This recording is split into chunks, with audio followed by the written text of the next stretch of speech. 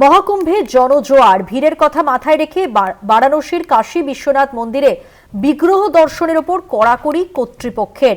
ছুঁয়ে দেখা যাবে না বিগ্রহ। আরতি দেখার ক্ষেত্রেও রয়েছে একাধিক বিধিনিষেধ।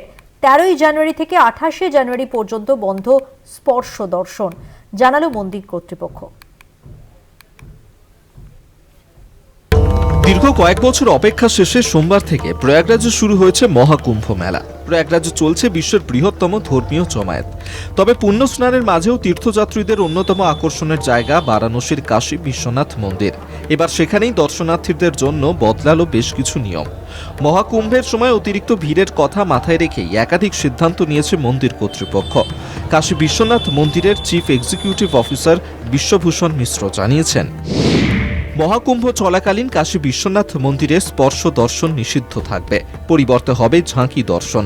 13ই জানুয়ারি থেকে 28শে জানুয়ারি পর্যন্ত বাবা বিশ্বনাথের স্পর্শ দর্শন বন্ধ রাখার সিদ্ধান্ত মন্দির কমিটির। মঙ্গল আরতি বাদ দিয়ে অন্য কোনো আরতির সময় পুণ্যার্থীদের মন্দিরে প্রবেশ করতে দেওয়া হবে না। ইতিমধ্যেই অন্য কোনো আরতির জন্য টিকিট বিক্রি বন্ধ করে দিয়েছে মন্দির কর্তৃপক্ষ।